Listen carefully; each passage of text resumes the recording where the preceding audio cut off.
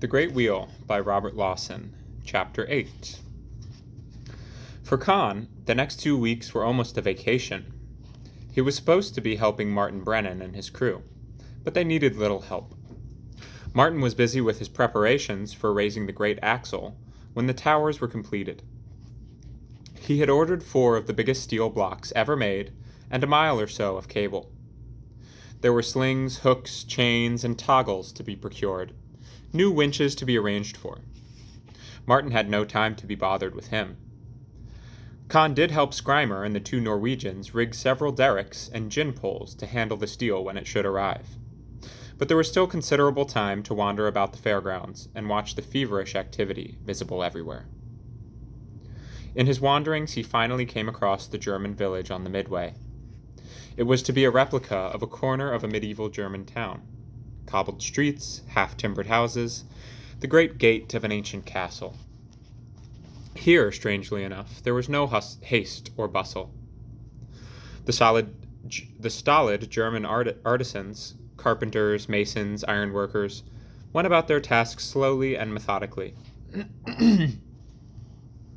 Most of the buildings were almost completed, and Con was astonished to find that they were really built as though for all time, not mere fabrications of lath and plaster.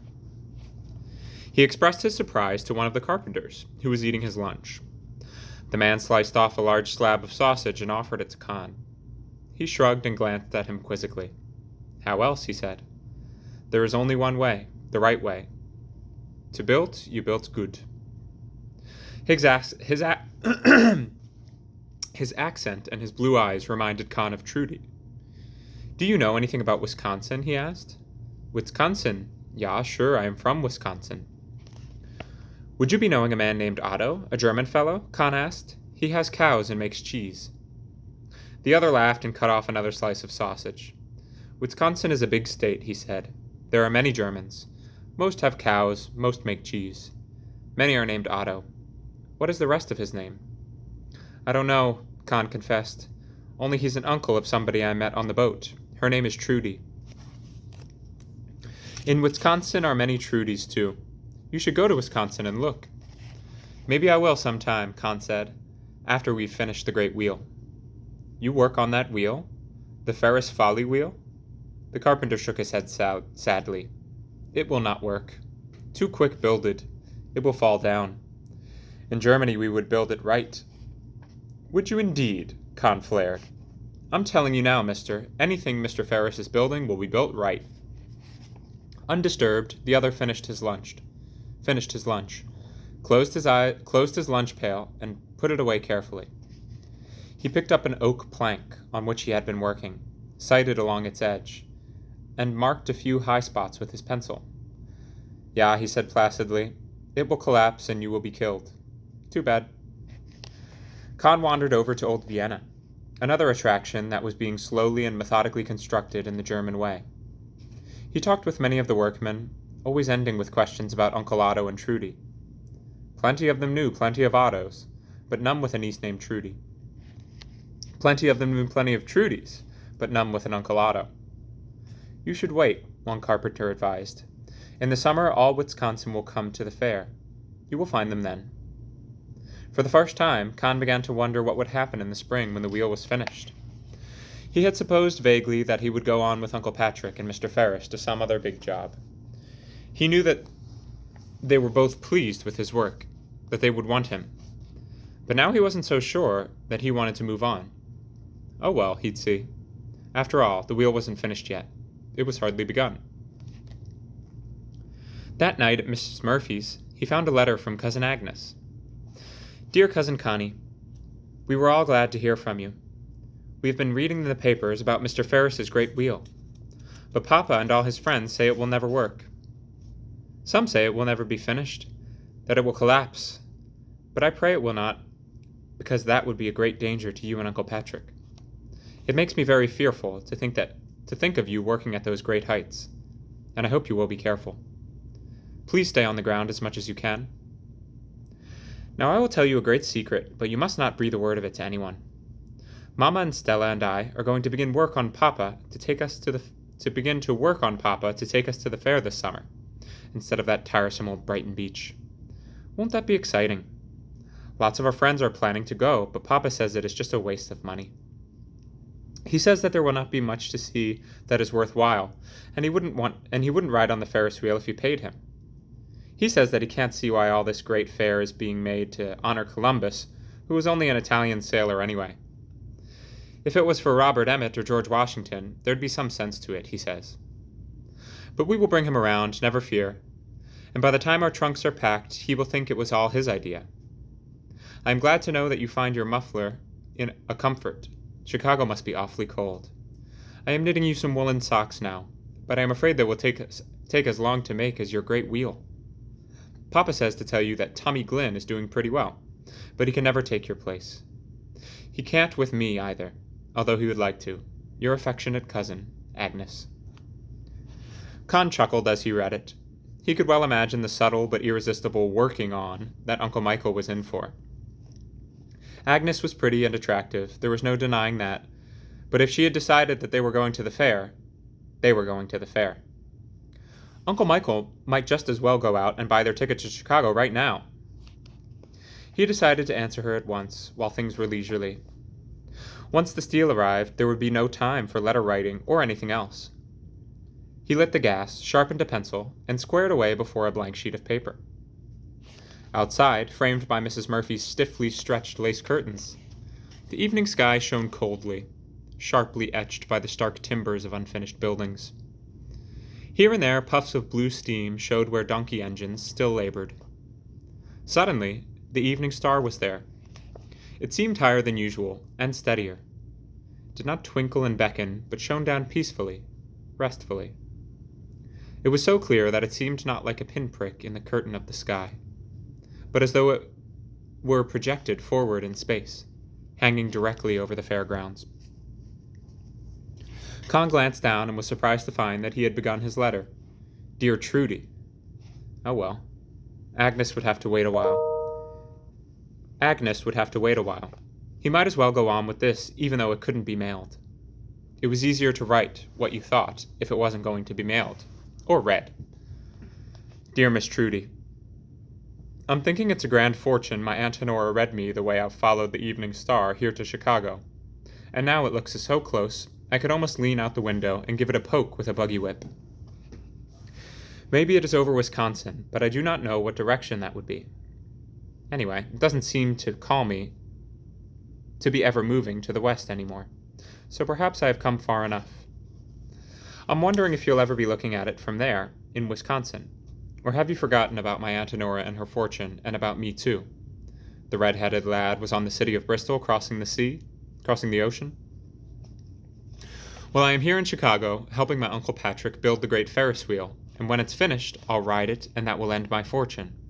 For I'll have rode the greatest wheel in all the world, the way it said. Martin Brennan, the wee crooked man, was on the boat, is here too. He is my best friend. I hope that there are no Indians in Wisconsin, and that you are all well. I cannot mail this, for I do not have your address, but I will keep it until I do. Yours truly, Cornelius Terence Kilroy.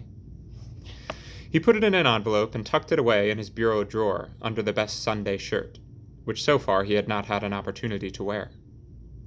Just as he was going to bed, Uncle Patrick came bursting in.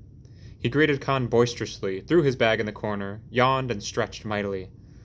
Well, lad, he roared, your leisure days are over. Our first load of steel will be here in the morning. When they reached the site next morning, they found several flat cars piled high with massive steel girders waiting on the siding. There was also a gang of construction workers, brought from one of Mr. Ferris's newly completed bridges. These men were an entirely new breed to Con, lean and rangy, mostly, hard-bitten and capable, with a devil-may-care air about them that reminded Con a bit of the cowboys he'd seen around the stockyards. They wore leather gauntlets and heavy belts from which dangled various tools that clanged as they walked. They all had Uncle Patrick's easy, cat-like tread. Uncle Patrick was greeted with whoops and handshakes and much hilarious backslapping. One odd-looking man, obviously their boss, hailed him with a special warmth. He was a tall, spare, middle-aged individual. Black-bearded, heavily lined with eyes deep set under bushy eyebrows. His long hair fell to the collar of a gray, brass-buttoned overcoat. He wore a broad-brimmed gray hat, rakishly pinned upon one side, and black kid gloves, and carried a silver-mounted walking stick. His deep voice bore a strong southern accent as he greeted Uncle Patrick with old-time courtesy. "Mr. Giblin," he cried, "we meet again. You're a sight for sore eyes, sir. It is a pleasure to be once more engaged with you on another of Mr. Ferris's projects." "Stonewall Jackson, you old rebel!" shouted Uncle Patrick. It's famished I've been for a look at you. Welcome to the White City, and a job worthy of your talents," he called Con over. "Con, me lad, meet my old friend General Jackson, late captain of engineers, Army of the Confederacy, the best steel construction boss, barring myself, either side of the Mississippi. General, my nephew, Cornelius Terence Kilroy." "A pleasure, sir," the man said, gravely extending his hand. "I trust you will have the pleasure of seeing more of you. And now, gentlemen, if you will excuse me, I believe there is work to be done." He bowed, wheeled smartly, and strode off toward the railroad siding, followed by his grinning gang. Like well-drilled soldiers, they swarmed over the laden cars. Donkeymen started the winches, derricks creaked, blocks rattled, huge girders rose, swung, and were gently lowered to heavy timber skids laid out upon the frozen ground. The ex-Confederate, casually smoking a thin cheroot, appeared lazy and relaxed, but his deep-set eyes were everywhere. Occasionally he pointed with his walking stick and rasped out a sharp order, which was carried out with military precision. The steel work was being laid out exactly as the shop counter displayed. "He wouldn't really be the great General Stonewall Jackson now, would he, Uncle Patrick?" Con asked, watching the unloading with awe. Uncle Patrick roared with laughter. "Hardly, you young greenhorn. And him dead some 30 years ago in the Great War," he chortled. "You'll be learning that any Southerner of the name Jackson gets to be called Stonewall or General by the way of nickname. He's a real veteran, though, and a fine educated gentleman. Don't ever let yourself be deceived by his polite manners, either. I've seen him set down a drunken riverfront bully by the mere glance of his eye. And that gentle tongue of his will flay the hide off a shirker quicker than any mule skinner's lash. He's a driver, but every man on the job would work his heart out to please him."